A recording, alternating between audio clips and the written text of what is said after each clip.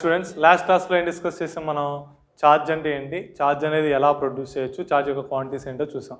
Next force of interaction between two charges, రెండు charges మధ్యలో ఉండేటువంటి ఇంటరాక్షన్ ఎవరు ఎక్స్ప్లెయిన్ చేశారని చెప్పాం, కూలూమ్స్ అనే సైంటిస్ట్ ఎక్స్ప్లెయిన్ చేశారని చెప్పాం. అందుకే ఆయన పేరు మీద దాన్ని ఏమని పిలుస్తాం, Coulomb's law of electrostatic force అంటాం. సింపుల్గా కూలూమ్స్ లా అని కూడా పిలవచ్చు. అయితే ఈ కూలూమ్స్ లా ఏంటో చూద్దాం. What is meant by the Coulomb's law?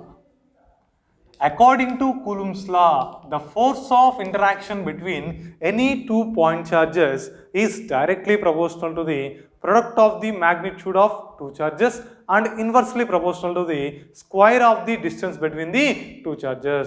మనం తీసుకున్నటువంటి రెండు పాయింట్ ఛార్జెస్ మధ్యలో ఏదో ఎంతో కొంత ఫోర్స్ ఆఫ్ ఇంటరాక్షన్ అనేది ఉంటుంది. ఆ ఉండేటువంటి ఫోర్స్ ఆఫ్ ఇంటరాక్షను దేనికి డైరెక్ట్లీ ప్రపోర్షనల్గా ఉంటుంది? ఆ రెండు ఛార్జెస్ యొక్క మ్యాగ్నిట్యూడ్ యొక్క ప్రొడక్ట్ అంటే Q1 ఇంటూ Q2కి డైరెక్ట్లీ ప్రపోర్షనల్గా ఉంటుంది. ఈ రెండింటి మధ్యలో ఉన్న దూరం అంటే నథింగ్ బట్ డిస్టెన్స్ యొక్క స్క్వైర్కి ఇన్వర్స్లీ ప్రపోర్షనల్గా ఉంటుంది. ఇప్పుడు ఈ రెండింటిని మనం కలిపి రాసాం అనుకోండి, F proportional to Q1 Q2 by R square అని రాసుకోవచ్చు. అయితే F proportional to Q1 Q2 by R square అని రాసాం. ప్రపోర్షనాలిటీ తీసేస్తే ఏమొస్తుంది మనకి? కాన్స్టెంట్ అనేది వస్తుంది.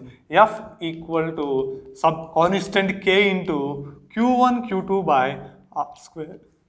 K is nothing but electrostatic force constant. The electrostatic force constant is depends upon the medium which is separated by the two charges. ఈ రెండు charges అనేవి ఏ మీడియంలో అయితే ప్లేస్ చేసి ఉన్నాయో ఆ మీడియం మీద ఈ కే వాల్యూ అనేది ఆధారపడి ఉంటుంది.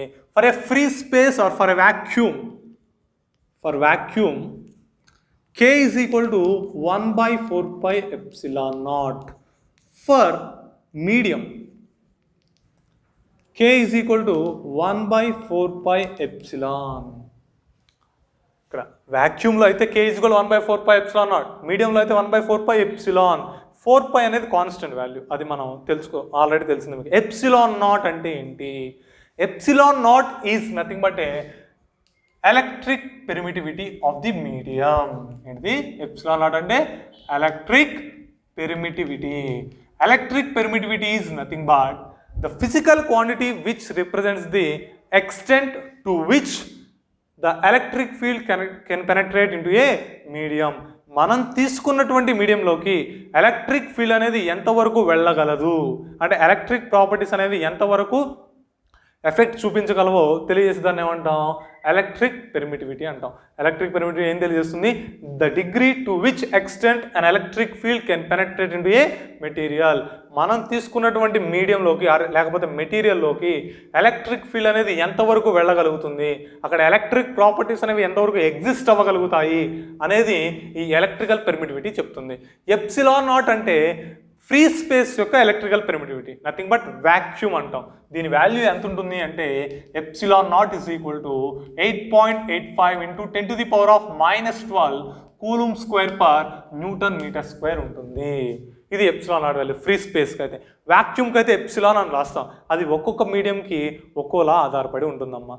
ఓకే, అన్నిటికీ ఒకేలా ఉండదు. ఈ రెండింటిని రిలేట్ చేసే టోరం కూడా ఉంటుంది. మీడియం యొక్క ఎలక్ట్రికల్ పెర్మిటివిటీని, ఫ్రీ స్పేస్ యొక్క ఎలక్ట్రికల్ పెర్మిటివిటీని, ఈ రెండింటి యొక్క రేషియో రాస్తే ఏమంటారంటే రిలేటివ్ ఎలక్ట్రికల్ పెర్మిటివిటీ అంటారు. Relative electrical permittivity is nothing but the ratio of electrical permittivity of the medium to electrical permittivity of the free space is known as relative electrical permittivity.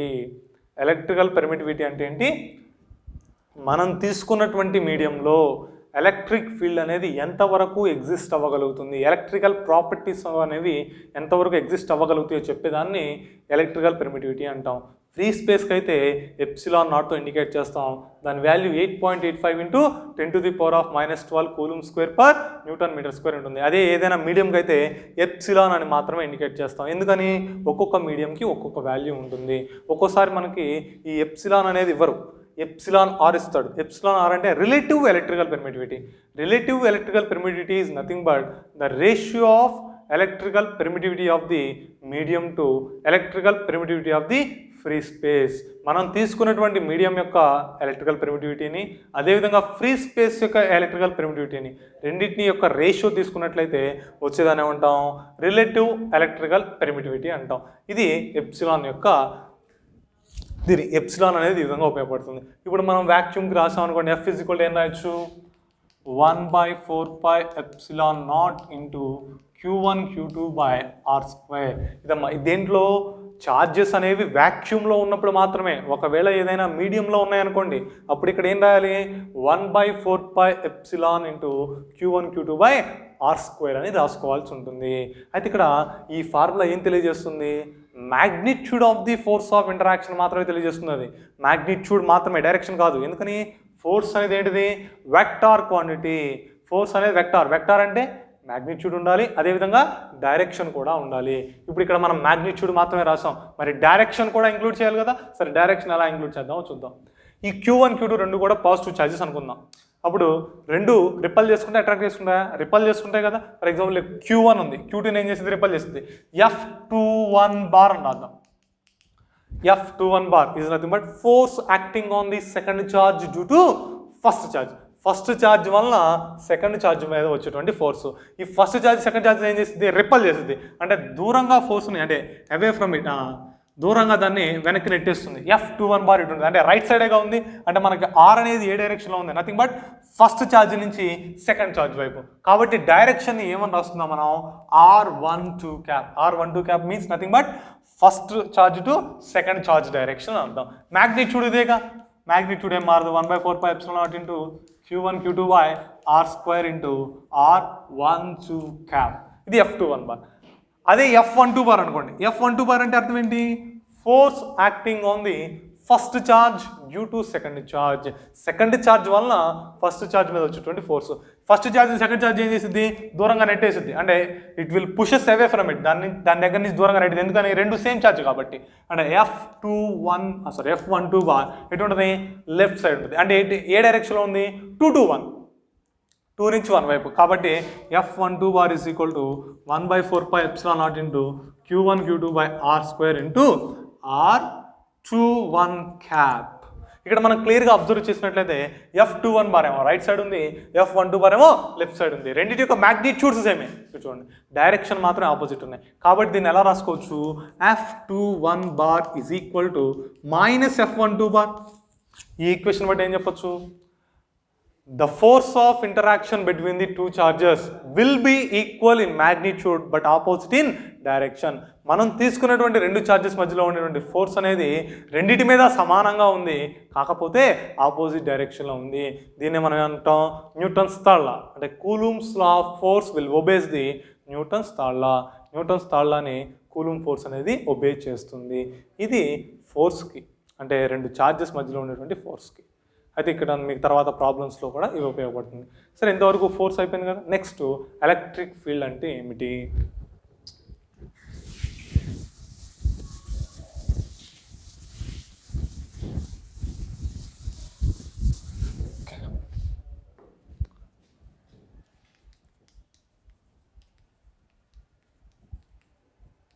electric field. What is meant by the electric field? Electric field is nothing but the region or space around the charge up to which the electrostatic force of influence can be experienced by the another charge is known as electric field. మనం తీసుకున్నటువంటి charge చుట్టూ ఎంతో కొంతవరకు దాని యొక్క force అనేది పనిచేస్తుంది. అంటే ఎంత దూరం వరకు అయితే దాని యొక్క ఫోర్స్ పనిచేస్తుందో ఆ రీజియన్ మొత్తాన్ని మనం ఏమని పిలవచ్చు, ఎలక్ట్రిక్ ఫీల్డ్ అని పిలవచ్చు. ఫర్ ఎగ్జాంపుల్ ఇదిగోండి అమ్మా, ఒక +Q అనే ఛార్జ్ ఇక్కడ తీసుకున్నాను, పాజిటివ్ ఛార్జ్ని. అయితే Q అనుకోండి, ఇక్కడ ఒక ఛార్జ్ పెట్టా ఏ దగ్గర, Q0 అనే ఛార్జ్ అనుకోండి. దీని మీద కొంత ఫోర్స్ ఉంటుంది కదా, అది రిపల్ అవ్వచ్చు, అట్రాక్షన్ కావచ్చు, రిపల్షన్ కావచ్చు, అసలు ఒకటి ఎంతో కొంత ఫోర్స్ ఉంటుంది. ఇప్పుడు ఈ Q0ని నేను B దగ్గర తీసుకెళ్ళాను. ఫోర్స్ ఏమవుతుంది, తగ్గుతుందా పెరుగుతుందా, తగ్గుతుంది. ఎందుకంటే డిస్టెన్స్ అనేది పెరిగింది కాబట్టి. దీని నుంచి దూరంగా తీసుకుపోతూ ఉన్నా, అంటే ఆ Q0 మీద Q1లో వచ్చేటువంటి ఫోర్సు తగ్గుతూ పోతుంది. ఎక్కడో ఒక చోట 0 అవుతుంది కదా, ఆ 0 అయ్యేంత వరకు దీని చుట్టూ ఎంతవరకు అయితే ఫోర్స్ 0 అవుతుందో ఆ రీజియన్ వరకు మొత్తాన్ని మనం దేనికని తీసుకుంటాం, ఎలక్ట్రిక్ ఫీల్డ్ అనుకుంటాం. ఓకే, అర్థమైంది కదా. The region or space around the charge up to which the electrostatic force of influence can be experienced by the another charge is known as electric field.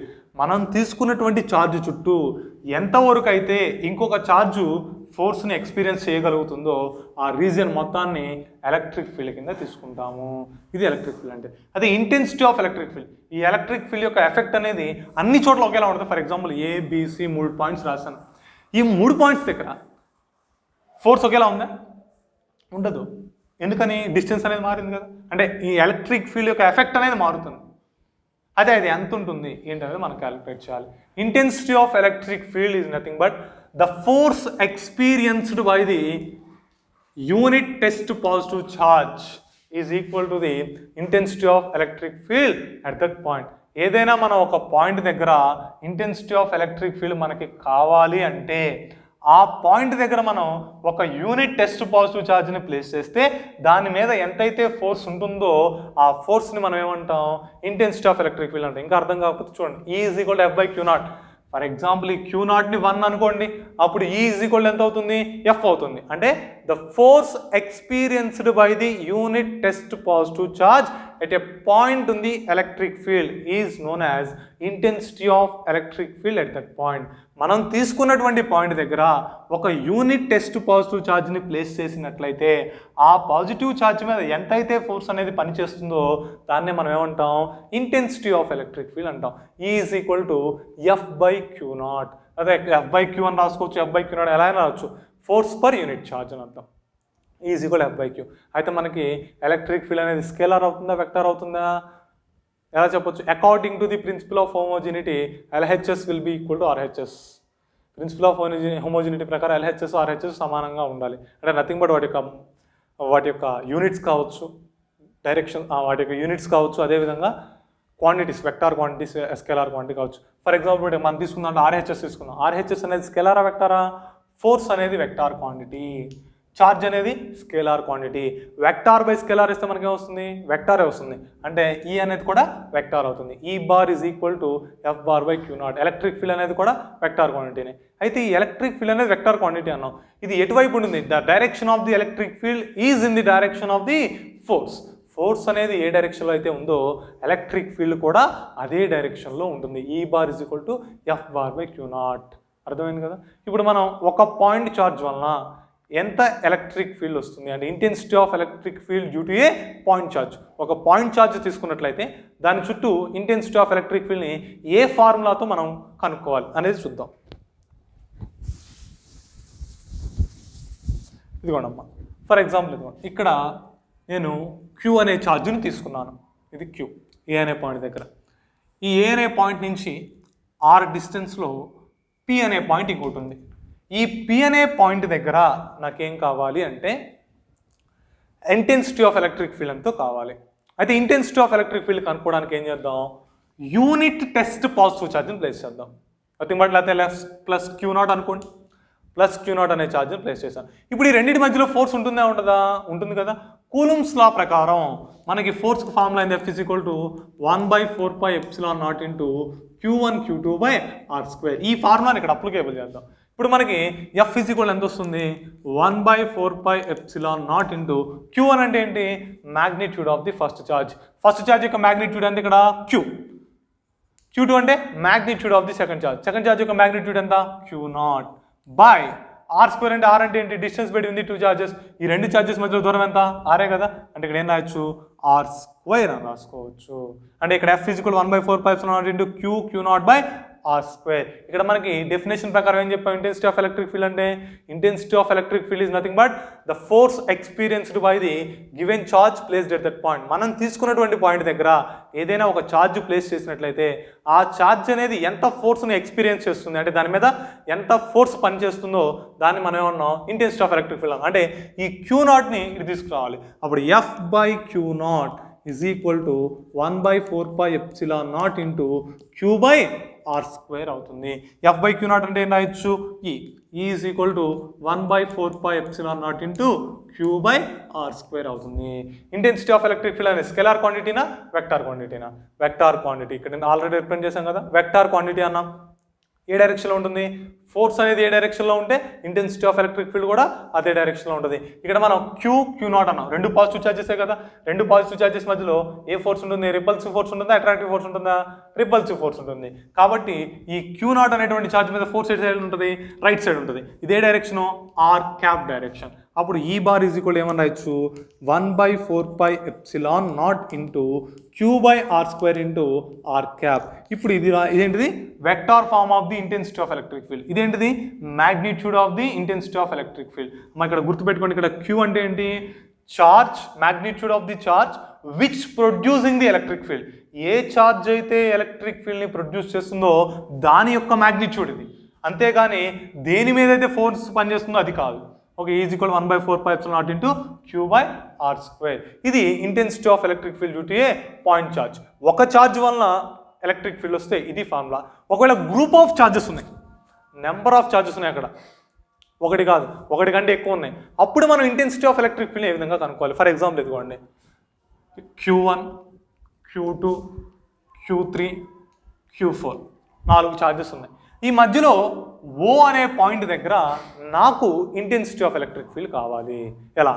ఎలా అంటే ఇండివిజువల్గా కనుక్కుందాం. ముందు Q1 వలన ఓ దగ్గర ఒక ఎలక్ట్రిక్ ఫీల్డ్ వస్తుంది, దాన్ని ఏమనుకుందాం? E1 bar. సెకండ్ ఛార్జ్ వల్ల ఓ దగ్గర ఇంకొక ఎలక్ట్రిక్ ఫీల్డ్ వస్తుంది, దాన్ని E2 బార్. థర్డ్ ఛార్జ్ వల్ల ఓ దగ్గర ఇంకొక ఫోర్స్ వస్తుంది, దాన్ని E3 బార్. ఫోర్త్ ఛార్జ్ వలన ఓ దగ్గర ఇంకో ఫోర్స్ వస్తుంది, అది E4 bar. Total electric field, total intensity of electric field at O E0 is equal to E1 bar plus E2 bar plus E3 bar plus and so on. ఇలా vector ఫామ్లో add చేయాలి. అంటే ఇక్కడ ఏం రాసుకోవచ్చు? The total intensity of electric field at a given point is equal to the vector sum of the intensity of electric field due to individual charges. ఏదైనా మనకు ఒక పాయింట్ దగ్గర ఇంటెన్సిటీ ఆఫ్ ఎలక్ట్రిక్ ఫీల్డ్ కావాలి అంటే ఆ point దగ్గర ఇండివిజువల్గా ఒక్కొక్క ఛార్జ్ వలన ఎంతైతే ఇంటెన్సిటీ ఆఫ్ ఎలక్ట్రిక్ ఫీల్డ్ వస్తుందో వాటి మొత్తాన్ని కూడా మనం వెక్టారికల్గా యాడ్ చేస్తే టోటల్ రిజల్టెంట్ ఎలక్ట్రిక్ ఫీల్డ్ అనేది వస్తుంది. ఇది ఎలక్ట్రిక్ ఫీల్డ్ అంటే ఏంటి, ఇంటెన్సిటీ ఆఫ్ ఎలక్ట్రిక్ ఫీల్డ్ అంటే ఏంటి. ఓకే, ఇంతవరకు ఏమేమి డిస్కస్ చేసుకున్నాం ఇప్పటివరకు? లాస్ట్ క్లాస్, ఈ క్లాస్లో ఛార్జ్ అంటే ఏంటి, ఛార్జ్ ఏ విధంగా ప్రొడ్యూస్ అవుతుంది, కూలుంబ్స్ లా ఆఫ్ ఫోర్స్ అంటే ఏంటి, అదేవిధంగా ఇంటెన్సిటీ ఆఫ్ ఎలక్ట్రిక్ ఫీల్డ్ అంటే ఏంటి, ఇంతవరకు మనం డిస్కస్ చేసుకున్నాం. అయితే ఇంకొక 2 టాపిక్స్ ఉన్నాయి. అవి ఏంటి అంటే ఎలక్ట్రిక్ లైన్స్ ఆఫ్ ఫోర్స్ ఒకటి, ఇంకొకటి ఛార్జ్ డిస్ట్రిబ్యూషన్స్. ఈ 2 మనం డిస్కస్ చేస్తే ఇంతటితో ఇంట్రడక్షన్ అయిపోతుంది. తర్వాత మనం క్లాసెస్ అనేవి అంటే మన సిలబస్ని స్టార్ట్ చేసుకోవచ్చు ఇంతవరకు. తర్వాత రేపటి క్లాస్లో ఛార్జ్ డిస్ట్రిబ్యూషన్స్ అదేవిధంగా ఎలక్ట్రిక్ లైన్స్ ఆఫ్ ఫోర్స్ గురించి డిస్కస్ చేద్దాం. Thank you.